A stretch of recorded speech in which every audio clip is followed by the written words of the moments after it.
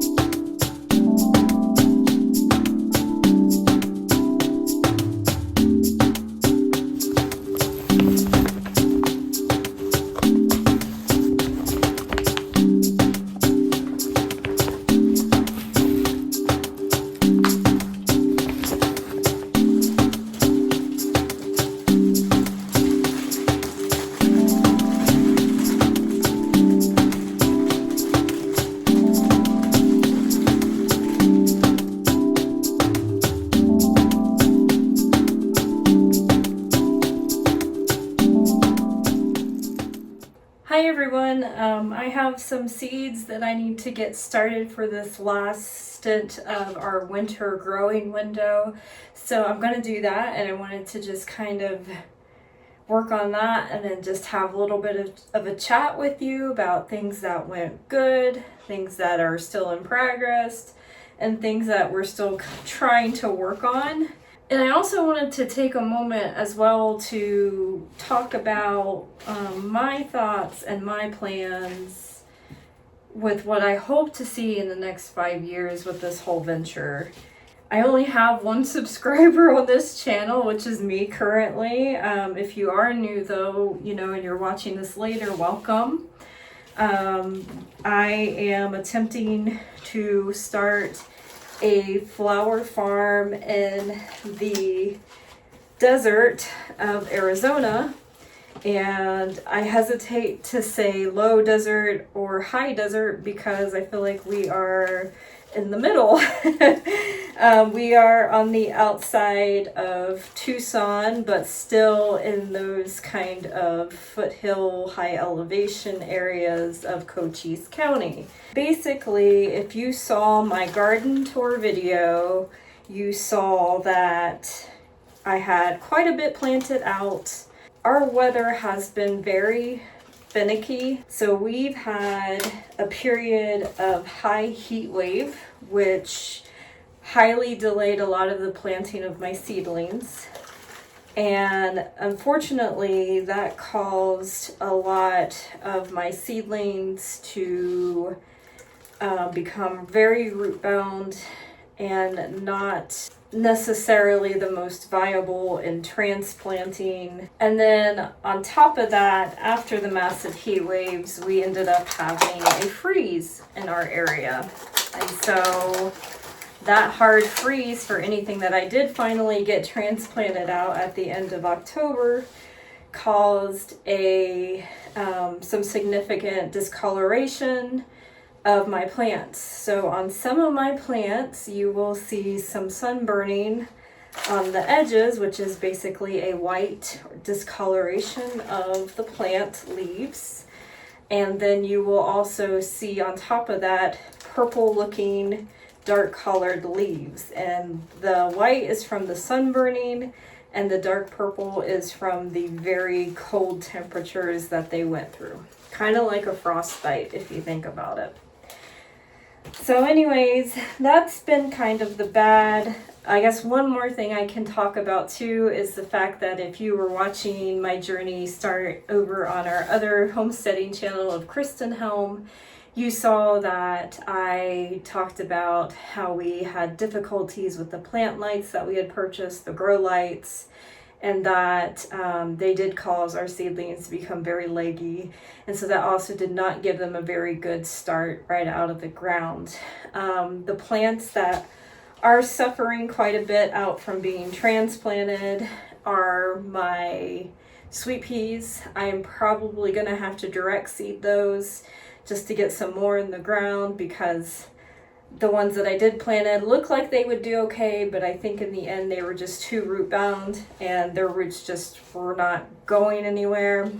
On top of this, I needed a better trellising system for them to grow onto, because what I had out there currently was very moved around quite often in the wind. I was just using a nylon rope type of plant netting, and that was not the best thing to use. And so those are kind of the bads going on right now.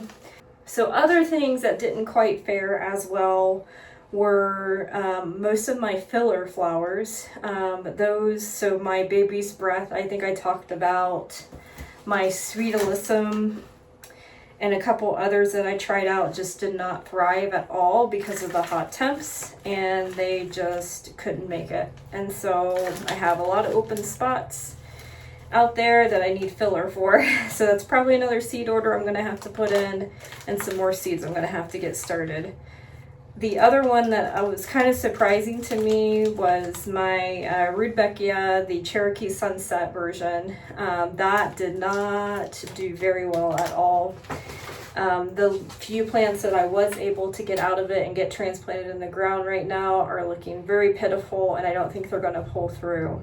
The ones that I did have some good success with is my dianthus. That seems to be coming up very well. It does have some of that frostbite and some of that sunburning going on, but for most part it seems to be thriving okay. The snapdragons, I'm just going to let them go through what they may. Some are good, some are bad. I did go ahead and purchase some new ones which were more commercial grade to start anyway, since those other ones I had I don't think were going to be to the size that I wanted anyways for cut flowers. So I'm not too distraught about those. I'm just kind of letting them do what they want at this point, and then some will be pulled. Maybe I'll move them. I'm not entirely certain. The strangest part is that outside of the flowers, the things that are growing the best, honestly, have been the vegetables. And I wasn't, I guess, surprised. I think I've had a lot more success with vegetables over my years than starting from seed from flowers and growing flowers, just because they're just so finicky and certain ones require certain things. And so that was definitely something that I knew was going to happen. But everything in the garden as far as vegetable wise has been growing great. The broccoli and brassicas are doing very well in certain beds. We still have tomatoes that are coming in that haven't been taken over by frost yet and killed off. I just planted some bok choy out the other day in some of the open spaces that I had. We have carrots, radishes, some potatoes that surprised us that we thought died back during the heat wave are pushing through now. It's just a whole plethora of stuff, and it's all doing very well. On the flower side, one of my other beds I can talk about is my yarrow. And I did kind of baby that bed a little bit. It's pretty much the only filler I feel like I have at this point for cut flower gardening. But basically, that was struggling under the heat. I added a shade cloth on top of it and watered daily just to keep them going, and now they are thriving very well. Something that I learned during this time is that I feel like with the winter months, I need to let off on watering. I think that is one of my struggles, is that I am watering too frequently, and that is something that I'm testing out this week by not doing as much. Especially since our temps now are starting to cool a little bit more, I am just trying my best to just let things do it what they may, because I did notice quite a few of them are struggling on my cut flowers. They look a little yellow, and so that's probably a good indicator that it's being a little overwatered. And so on to some more good is that I do have quite a bit of stuff that has just started. I'm having really great success with straw flowers, strangely enough. The seedlings have come up perfectly. No issues. They will be transplanted shortly. They're doing pretty phenomenal, so I'm pretty happy with them.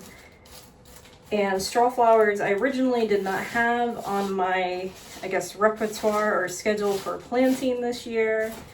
But after thinking about it and having that option as an off-season type plant, so straw flowers dry very well, and they do very well in using for dried floral arrangements, and that is something I wanted to also look into. And so they retain their color very well, picked at the right time, and stored well. So that is something that I wanted to try. I have Nigella started in here. I also have a bed of Nigella out, which those seedlings are starting to now come up, but they're very tiny.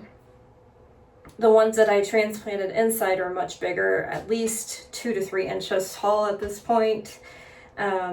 I also started another round of Rudbeckia, but it's going to be your typical black-eyed Susan, so just that yellow flower, so nothing with any kind of massive color variation or anything like that. I have started some more Indian blanket, is what they call it, Galliardia, or blanket flower, whatever you want to call it. I started some of those. I've had a little bit of success. Some have not thrived, and I've kind of just keeled over. I started some more hollyhock for my personal planting for landscaping in the front. I have eucalyptus started as another filler, since I'm kind of short on fillers now at this point. Those are doing well, but they're very slow. And in fact, I probably won't get anything out of those until in the summer season. I have some tarragon started for more herbal stuff. I have more chamomile started, even though I have really wonderful looking plants outside right now. In fact, some I just saw the other day have some buds that are almost about ready to start blooming. Let's see what else I've got. Sorry, I have echinacea as well. So echinacea is just a typical standard cone flower. A lot of people pretty much all over the United States are probably very much aware of this flower. It's seen quite often when talking about pollinators and butterflies and things like that. So that is something I also wanted to attempt out here because it is a drought tolerant type of flower. So I'm going to get planting, and for my veggies, I don't have much. I'm just going to do another round of cauliflower and another round of my cabbage that I have, just to fill in some spots where I have plants that have just been eaten to death, or just, if I want a little bit of extra come into season. These are both great options that Paul and I eat fairly frequently. And so I'm going to go ahead and get some of these started again while I still have a window, and that they will still grow here. The nice thing about where we are at is that, yes, I said we're kind of mid-desert, but our windows are not as, I guess, strict as, say, Tucson or Phoenix, and not as winter heavy as, say, the rest of Cochise County in the far eastern part.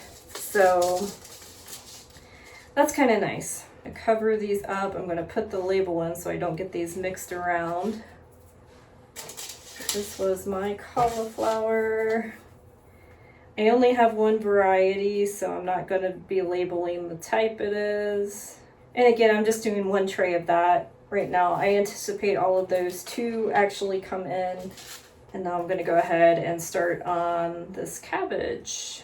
Out here in Arizona, one thing I've learned is that it's best to get a quick growing variety when you are planting out here for vegetables, because your seasons are a little short. But like I said, I think with our mid-desert, as I'm designating it, I think that we have a little bit more leeway than, say, those metropolitan areas that are known for their very hot temperatures. If you look how many seeds I still have left over for all of these, it's kind of amazing. And they're always so nice because they're so big, unlike the ones I'm about ready to plant for my snapdragons here, which will take a little bit more effort. That is one thing that I learned, is that I was not careful when planting my snapdragon seeds, which they are so tiny, guys. They are smaller almost than a pencil point. And I had a lot of clusters of snapdragons in my seedling trays, and it was impossible at some points to get those thinned out. I did, but it wasn't fun. All right, so this first one is the Chantilly mix. So it's a package within a package. They're so tiny. Whew. All right. I think I'm going to do 2 trays each, kind of similar to my last growing of snapdragons. All right. Whew, here we go.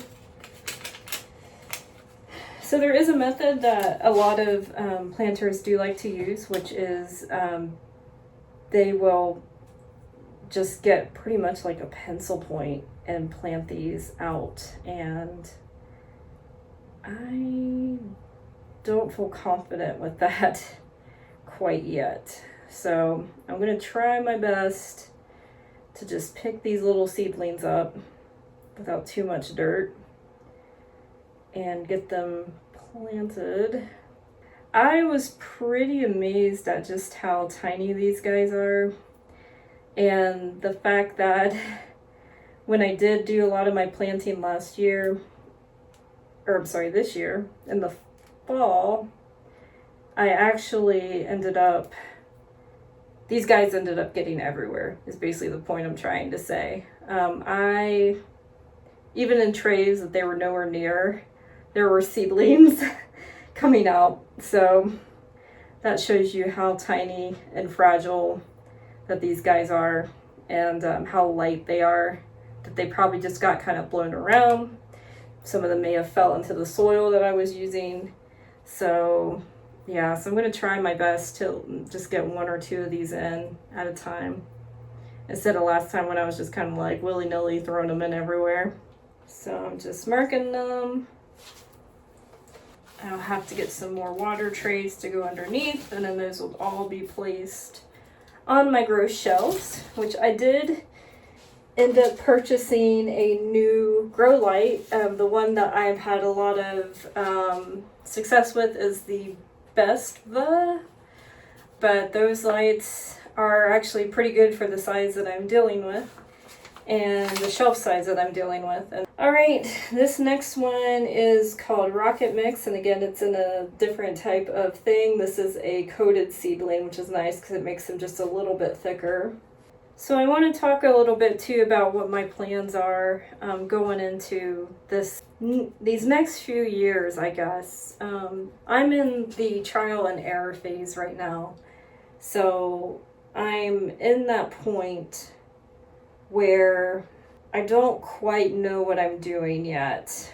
And it's all a big learning curve at this point because of the environment that I'm in, and the weather factor, the just growing flowers in general, learning about the flowers, learning their tolerance to heat and to cold.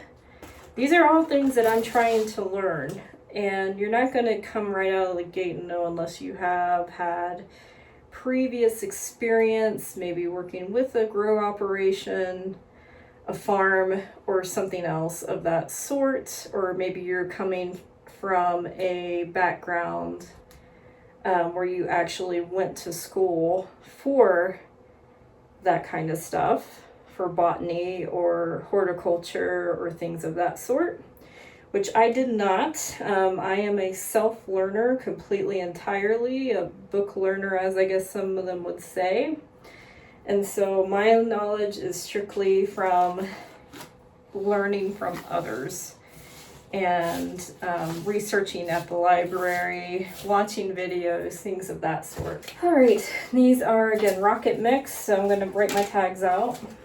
Okay, so let's talk a little bit, let's get back to it as far as talking about the future and things. And so, like I said, I'm in that starting period right now, and I'm just learning as much as I can. I'm hoping and anticipating at least 2 years of knowledge will get me into a good pathway and have an understanding of the how this area operates and how the things, what grows, what doesn't grow, that sort of stuff. And where I would like to see myself in at least 5 years is that I want this operation to be kind of sustainable at that point. I want to be bringing in an income for flower farming, and it doesn't need to be substantial. I'm not saying like I need to replace what I make or anything, but I would like to pull Paul off of his 9 to 5 and bring him over into possibly growing full-time and being the farm hand and doing that kind of stuff, keep the day-to-day functions going, and to also kind of get us off into that self-sufficiency mode. And I'm not stupid. I do know that it is pretty impossible unless you are a large-scale commercial farm that is receiving a lot of subsidies. Very hard to live off of a farming income nowadays. And I think a lot of people get the rose-tinted glasses with that. And I came into this with a realistic expectation based on the books that I've read about flower farming, based on the feedback I've been seeing from other flower farmers that are in their, 6th, 7th, 8th, 9th year, that what a realistic expectation is for bringing in income for those. Again, Paul and I don't need a lot to live off of. We're still working on getting our frugality in a better spot as well, but we kind of have an idea of living within our own means and not exceeding those. This year is tough because we're starting up this business by buying a lot of things. Getting back to a normal life in a house versus a van has had its cost for buying a lot of extra things here and there. And so obviously this year feels a little bit like a wash, but we're hopeful that in the next coming years that things are going to start falling into place.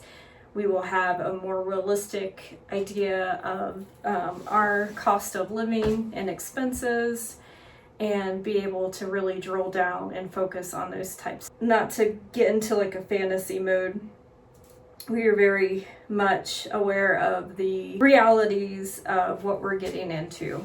My other goals are that I would like to see myself as a retail type based farm.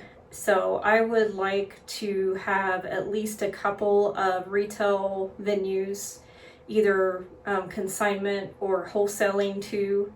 I have my eye on a couple places, but again, I can't really do anything until we have the product and the knowledge to back it up. And so that's where I'm kind of stuck, but I do have an idea of what I'd like to reach out to and do. And I've got, a good idea and understanding of the market in this area and things that are missing from that. The other aspect of retail is obviously doing the farmers markets, and I'm very lucky where we are at because we have metropolitan markets near us, which are going to be a little bit more high sell, higher income clientele. And on top of that, in the county that I am in, we also have almost 1 to 2 farmers markets a week in different sectors of the county. So there's a lot of options to try and make money here. And so that is something that we're going to start delving into once we have that product growing. Again, it's all waiting game right now as we're waiting for things to kind of grow and get started. So the other final piece that I really want to focus on is the community outreach part of it, so the local outreach part of it. So obviously we have the farmers market retail, the other retail venues I have in my mind, but I'd also like to do things like bouquet build, DIY bouquet bars is what they call them, where it invites the community out, or I can go to places and have that as an event option. Weddings for me are off the table. I made that decision a long time ago that I just do not want to deal with the high stress, high demand of being a wedding florist. I want to use what I have available to me rather than having to rely on picking up wholesale from other vendors for bouquets and things like that. So that is something that I definitely have considered, and I don't feel like that high stress is going to necessarily fit my goals and desires of this operation. To those who do it, kudos to you because you're the ones making the profits. If I do offer anything for weddings, it's going to literally be like a preset bridal package of this is my flowers, this is what your bouquet is going to look like, this is what your boutonnieres are going to look like, your bridesmaid bouquets, and that's the total. You pay for it, you pick it up, and I am hands off for the process. There's no negotiation, there is no consultation, that's it. So that is kind of more along the lines of what I'm thinking. But yeah, this is, I've got more planting to do. Obviously I've got a few more packets of snapdragons to get into, but this video is starting to get a little bit on the long side, so I'm gonna wrap it up and just say thanks. If you watch this, thank you. I've got a long road ahead of me, but I'm gonna try my darndest to get there. And so if you are joining me on this journey, thank you, and I will see you next time.